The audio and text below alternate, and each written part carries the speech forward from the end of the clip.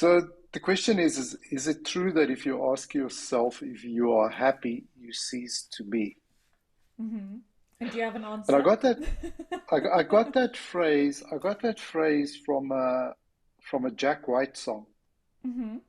It's actually a song, and the lyrics appear in the song. And I think it is true. I think that if you ask yourself if you are happy, well, I made all I did there is I just said that happy is an emotion. It's not a state, and that Yeah. is worth to remember. Because I think we get caught up in this thing about chasing Chasing happiness, happiness. and what does Mm-hmm. happiness look like? You know, Yeah. if I win the lottery, I'll be happy forever. It's bullshit, you know, You'd be happy for a few because it's seconds. an yeah, it Yeah. exactly, you know, it's an emotion. It's not a state. Yeah. Um, and the state that I like and that I aspire to is bliss. Yeah. And I can't remember who said that, but um, it may have been Anthony de Mello. It may have been one of the things that Anthony de Mello said.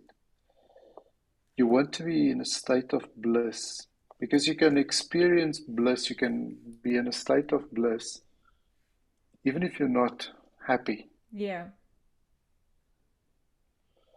Uh,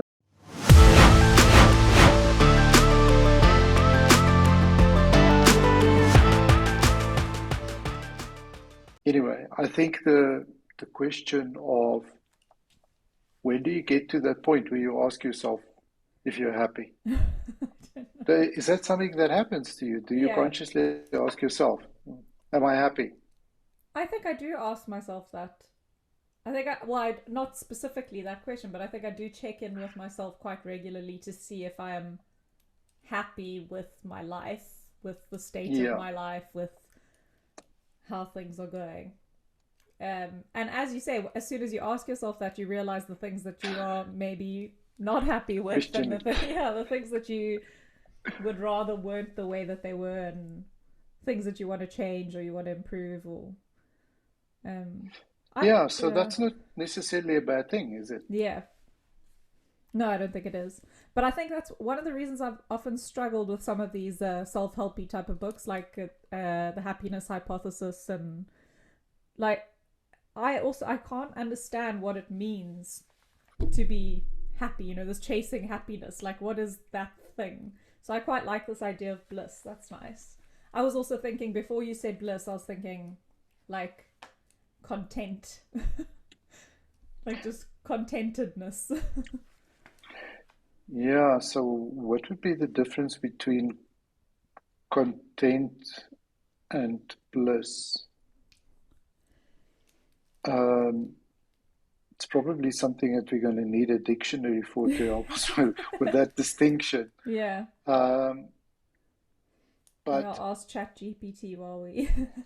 yes, I also like that because I think it's an unrealistic expectation to be happy all the time.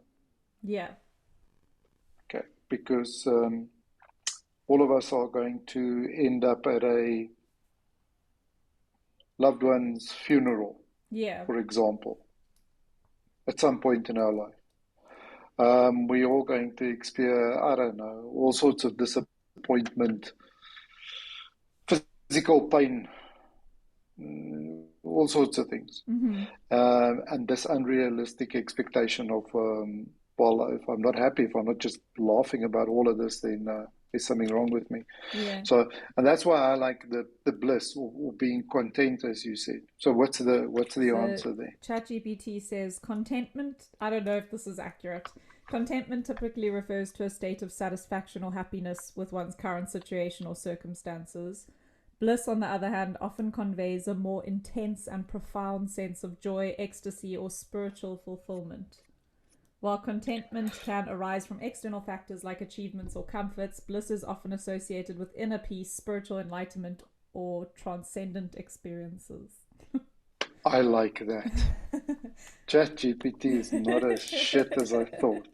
Wow.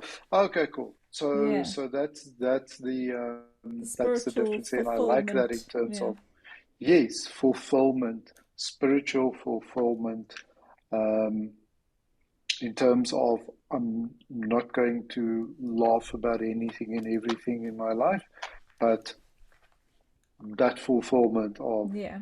um, okay. And that thing that we often talk about is about the acceptance of the things that you can't affect. you know, Mm. just having acceptance for the way things are, even though they might not be perfect. You know, on the days that I managed to get that right, Yeah. those days are definitely better days. Yeah.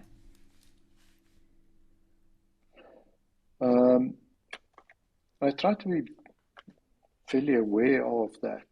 Just in some cases, it's a little bit more challenging Yeah. to to actually just okay, cool, accept that was completely out of my control. Mm-hmm. But I've had dozens and dozens and dozens of days where I just accept whatever the outcome is going to be um, is fine.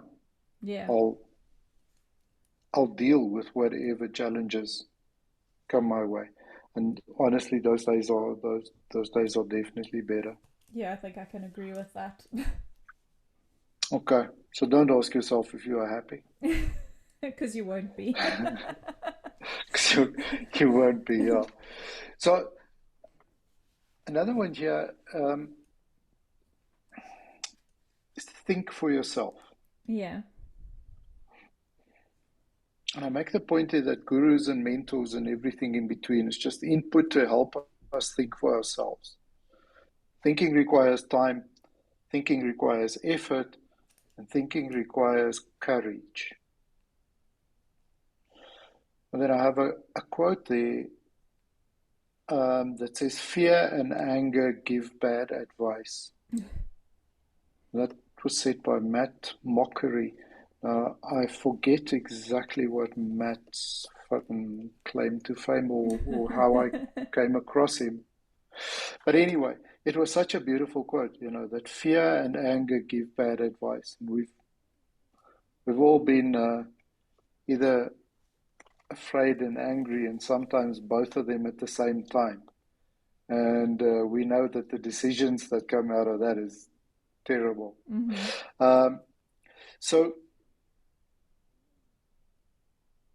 obviously, I'm a huge fan of thinking for yourself, and I feel Yeah. like that is something that that we don't pay enough attention to, Mm-hmm. Very quick to and that jump we, on someone else's idea yes. and go with that. Yeah. Hmm. What do you think of the point that I make there that thinking requires courage? Yeah. No, I agree with that because uh, people might disagree with what you think, and that's it's always something quite scary. That's why I Hmm. think it is easier to jump on someone else's thought and go along with it because then you already have support before you've even had to do anything. Um, so yeah, I agree. Which is why it's so easy for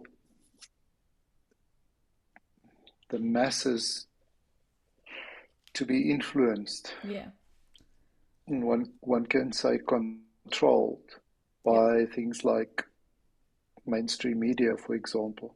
yeah. Um, I see the clip of, I don't know if you ever saw it, of Woody Harrelson, of his little monologue on Saturday Night Live, just after COVID lockdowns and so on. I think I see that thing has been doing the rounds again, and people commenting about it. Um, but basically, what he said is kind of Central Park, the fat joint, and a movie script that somebody gave him, and he lit the joint and he sat there under the tree and read the movie script, and it was about um, um, drug cartels that convince governments to lock everyone in their houses, and close their businesses and close their schools and take the experimental drug. Yeah. And they decided, no, come on, this is this is junk. Nobody will ever believe this. Yeah. And that's exactly where we kind of ended up. Yeah. Um, so yeah, that's why you know, it requires effort to do a little bit of thinking for Yeah. yourself and not just grab somebody else's. I think the other reason why I said that thinking requires courage is because you sometimes have to um, acknowledge that your beliefs are not 100%. Mm-hmm. So, in other words, I have to have the courage to disagree with myself, Yeah. To to change your change my mind view about about something. something Yeah. else. Yeah. And I think if I remember correctly, that was kind of like Yeah. one of the reasons why I added the courage part there. I always think about because we learnt it when I was at college, um, the Jonestown massacre, um, Hmm. and how that's such a good example of groupthink. I mean, there was one man who was basically telling them that they all needed to kill themselves, and they all went along with it, and not one person stood up and said, "Actually, what are we doing?" They were happy to give their kids the Kool-Aid, and Yes, it was just such an example of how like the group stuck together on this thought that was total madness, and someone should have said, "Wait, I don't think we're doing the right thing." No one did. correct, correct. Yeah. And it really worries me that as much as we sit, we go, how could these people not see that? How could these people? I'm kind of like worried, or isn't there on some level Yeah. something that I am part of Yeah. where I believe that I'm actually not susceptible at all to any of these things? Yeah. Um, because you you can't be anti every opinion. Mm-hmm. Although Um, some people try. some people try. Yeah. Um, anyway, but yeah, no. Look, it's fascinating if you look through history, and even modern day kind of, like you say, that there are these examples where people manage to put a spell over people Yeah. of some sort in terms of in controlling them. I think that there's, in most of these cases, there is an element of coercion and force Mm-hmm. involved. As in Be- fear of if they Yeah, don't go along with it, what will happen. Yeah. correct, correct. Yeah. I, I, I think so. Obviously, not an expert on that. Um, which there's another one that it reminds me of that I also wrote, and we may have spoken about this not too long ago. So stop me if we have. As I said, that lazy and stupid flock to extreme ideologies. Mm-hmm. Um, and I think the point that I wanted to get across there is the one about it's easier for people to rally around shared hatred than shared values. Yeah. And that is a point that for me we kind of see all around us so much today. Um, people either hate a nation or even an individual Mm-hmm. that they've never met in their lives, that they have never had any interaction with. But they know in their hearts that they hate this person. Yeah. And therefore, it's kind of easy to go with everything that people say about that person or the group or country that is represented there. I find it such a very, very dangerous place to be in, to kind of be so easily co-opted into a group. Yeah. I don't necessarily have to go protest every weekend to kind of throw my weight behind that group. Okay, can't remember who was it that said that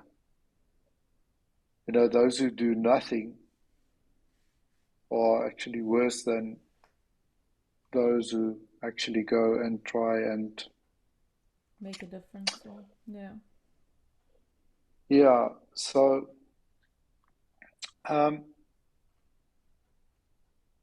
they say you're complicit or something if you don't take a stand, then you're complicit. oh, silence is violence. Yeah. Oh, that's a Black Lives Matter thing. By the way, I listened to a phenomenal book in the last week. Christopher Rufo. He's quite active on Twitter, on X, and the book is called America's Cultural Revolution.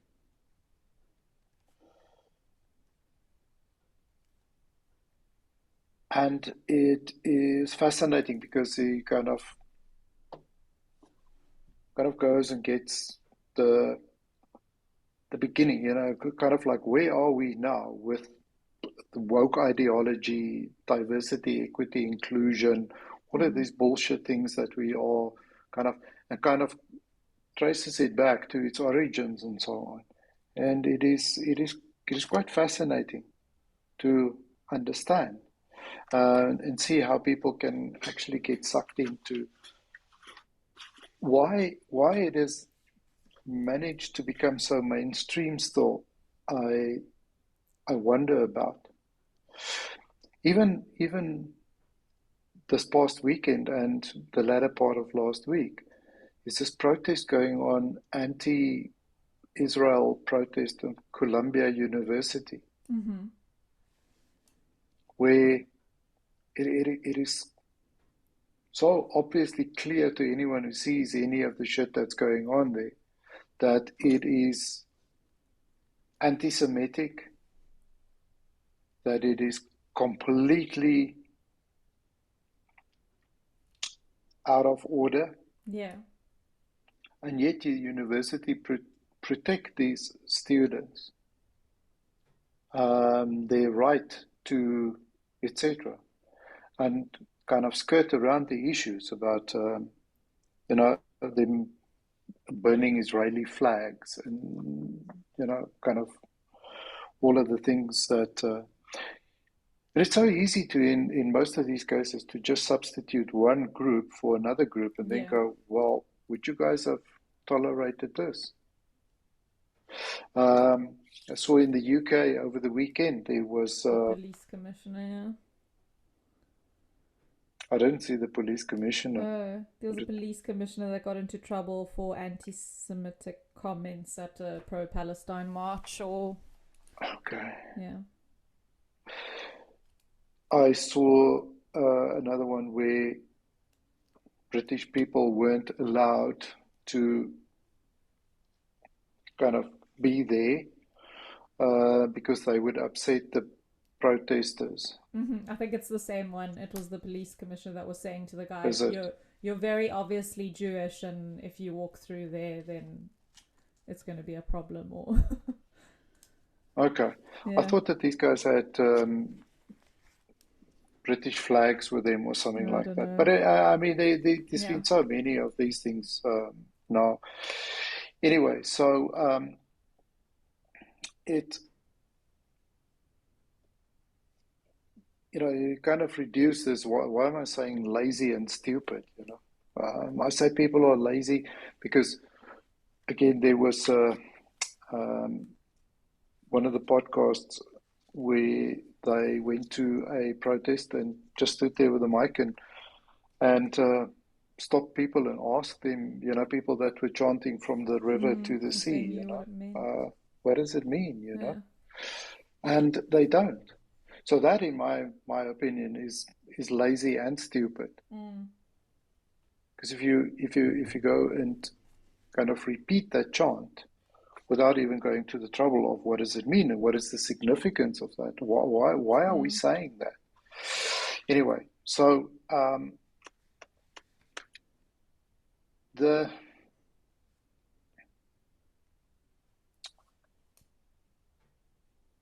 look, we see it in far too many countries where it becomes popular. It gives people an opportunity to kind of vent, um, and some lunatic becomes more popular and eventually gets into power, Mm-hmm. and then the whole thing just goes pear-shaped. It's fascinating that people are willing to kind of go down the same route again and again, Yeah. thinking that they know better and um, Yeah. they will actually get it right. This And I time will think be that different. this time will be different, yeah. Yeah. This time will be very different. And Yeah. then, a year or two or three later, they find themselves in the most horrific economic hardship and Mm-hmm. etc. But there's obviously always somebody to blame, something else to blame for that. Anyway, I've got a Charlie Munger quote in there that I also try to remember quite often, and it says, "It is more important not to be wrong than to be right."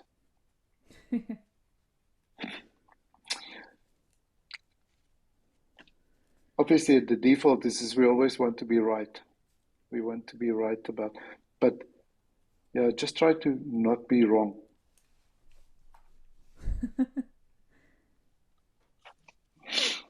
It makes Okay, me let's think of a conclude. sorry, that makes me think of like a religious context from when I was younger about when you're in a position of power, like you have the responsibility not to lead other people astray. So you have to be way more careful about the things that you say and how you interpret the Bible, for example, or whatever, when you're talking to other people because you've got some kind of sway over them or some kind of authority. And I just think of that like if people are listening to you, it's really important not to give them the wrong information. Yes, I mean, it's also and important for unless them you, to verify the information. yeah, correct. So do you think that so I don't think, let me rather put it this way. I don't think that some of these despots and radical leaders actually have a master plan that says, okay, cool, this is how I'm going to fool Mm-hmm. the average Joe Schmo, and I need about 100,000 of these, Yeah. and therefore I have to say A, B, C, and D. Mm-hmm. So I don't think that they have a master. I think they start out with really good intentions, Mm-hmm. maybe a good dose of bad advice or lack of intellectual capacity. Um, and the thing just snowballs and gathers momentum Yeah. and then ends up at this, oh shit, how did we get here? And then it's too late. And then I mean, who's going to say, oh, sorry guys, I got it wrong. Yeah. Let's go back and rather vote for the other party, if we, so they don't. And it almost seems like, I don't know, it feels like there are so many of these political leaders at the moment that they they just have to double down. And I mean, Justin Trudeau in Canada, I Mm-hmm. mean, I haven't been it following. looks like he got oh my word, it's like he got a whole box of crazy polls. And he's just, anyway, so do you agree with that kind of view that people don't start out Yeah. with this devious plan? It just morphs and then it gets Yeah. kind of out of control. Well, they probably, it's like you say, they have good intentions, so they build up a following. Suddenly, they have thousands of people who are asking them to do something or telling them to take a stand against something, who all support them, but and then they feel this pressure that they have to make certain decisions or make statements about things. You see it a lot actually with like the Instagram celebrities that whenever there's any kind of world thing happening, all of their Mm? followers send them messages saying, take a stand on this, you have a platform, you have to say something about it. And a few of them go, well, I don't know enough about it to say anything, and obviously I've got a huge Mm. following, so I can't say something where I don't have all the facts. But they Yeah. get a lot of hate from their followers about, oh, you're not Oh, wow. using your platform to say what you should be saying, or standing up for the people, or Yeah, you're 100% correct. Yeah, people demand that mm-hmm. from anybody that they kind of look up to. So, do you think that the concept or the idea of people get addicted to the power? So, I hear that often, when people talk about politicians and so on, they say, "Oh, yeah, power corrupts and absolute power Yeah, corrupts absolutely," and all those kind of things, and people actually make these claims that they know that person is absolutely addicted to power. mm, So one of the more famous ones that come to mind is people have this kind of view about Vladimir Putin, about it's just like they know his every thought or yeah. plan or the way that he thinks and so on and so forth. But do you think that if somebody kind of gets to, so let's take your Instagram follow influencer example. Do you think people? I think those kind of people would get more addicted to the attention, and Mm-hmm. they obviously build a business around that. Mm-hmm. And once you kind of then it's once you get comfortable with that income, it is relatively easy to become corrupted Mm. in the sense of um, either taking a stance and saying certain things that you don't necessarily agree with, Mm.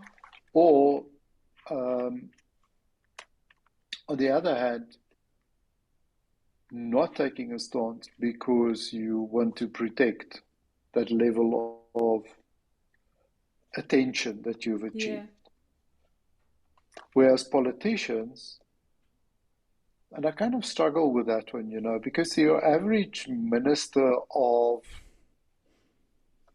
whatever, like an interior affairs in whatever country, it's not that powerful if you think about it. Mm.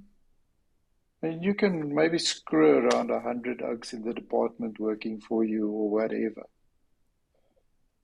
So I kind of have trouble with this thing about people seeing other individuals as so mighty and very powerful, Mm-hmm. even government elected officials. They think they're very powerful.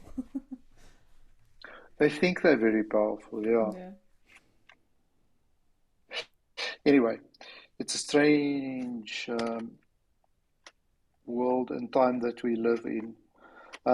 Let's close with this one. Does anybody really know anybody? I think you've asked this one before.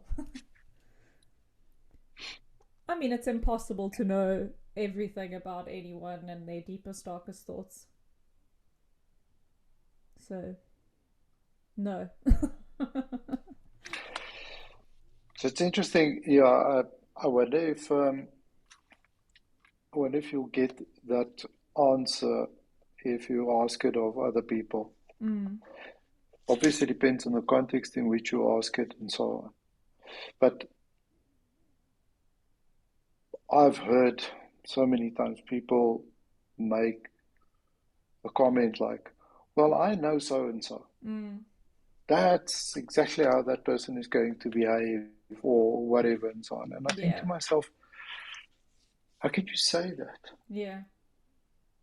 I don't care if you have known this person all your life, if you, um, even people who have been in a relationship for a long time claim that I know my partner or my spouse, I know them, Mm. every little detail about them. I think it's people trying to project rather than being honest. Yeah.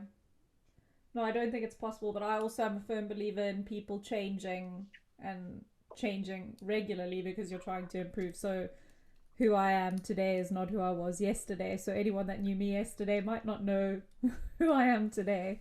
And not to Correct, the extreme, correct. like I've got 700 personalities and who knows which one's going to come up. But more just, Yeah, I might have a different opinion on something that I had shared with someone yesterday, today. And so that makes me a little correct. bit different. Don't know. Yeah, absolutely. So then, kind of take that one or two steps removed where we have these public figures and obviously very relevant to all of us politicians who um, kind of have a huge responsibility Yeah. to us and fellow mankind. It Yeah. doesn't matter which hemisphere or where in the world you are. We are we are actually there's a relatively small group of people. Let's say maybe around, I don't know, let's be generous, 50,000 people Mm-hmm. that by and large control the doings and the, I don't want to say necessarily welfare, but have a whole lot of control The operations. over 8 billion, over Yeah. roughly 8 billion people. Mm-hmm. That's a lot of pressure.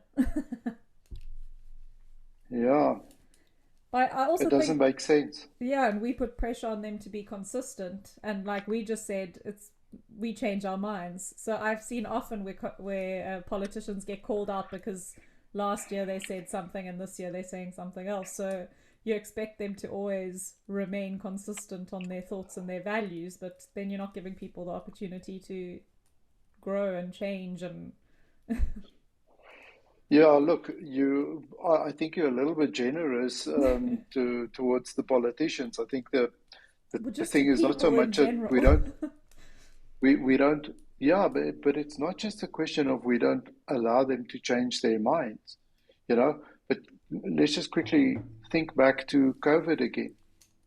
I mean, that how many government officials actually stood up and said, "Okay, cool, sorry guys, we fucked it up. Yeah, We should never have locked down.